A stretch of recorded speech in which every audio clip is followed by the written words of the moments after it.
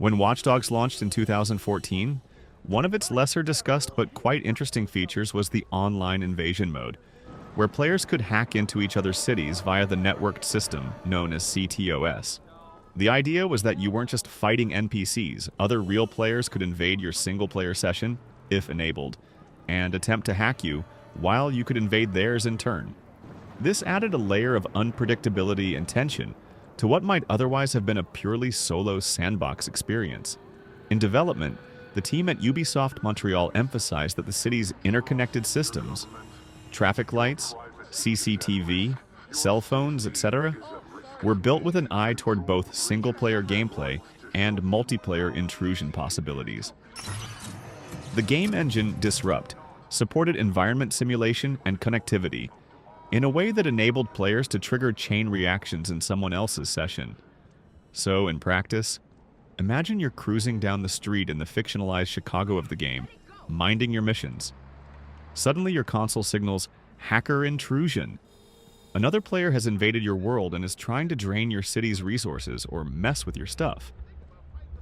You scramble to find them, turn off your phone's profiler or hide, maybe trigger a blackout to shake them off. Meanwhile, you could be the one invading someone else's game, hunting them, trying to beat them to the hack. This asymmetrical multiplayer, solo session plus hacker, was fairly novel at the time. However, the implementation wasn't flawless. Many players reported that the invasion mode felt inconsistent. Sometimes it worked well and created genuine tension, other times it never triggered, or lag and matchmaking issues reduced its appeal. Moreover, the core single-player missions often overshadowed the multiplayer component. So many players simply ignored the invasions or played with them disabled. The online layer felt like a good idea that didn't always meet its potential. Some reviews picked up on this disconnect between ambition and execution.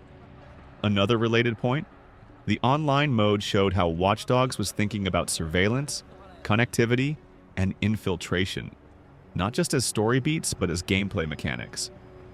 The hacker versus hacker framework echoed the narrative's themes.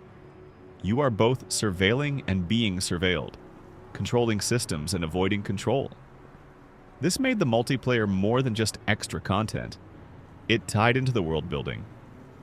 Yet the tension between the many mechanics, open world, story missions, hacking systems, multiplayer invasions, may have diluted focus. Resources and development time were spread across all these systems.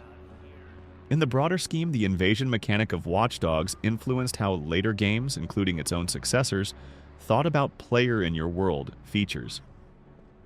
The idea that your open-world sandbox isn't purely NPC drama, but also a site for potential human intrusion,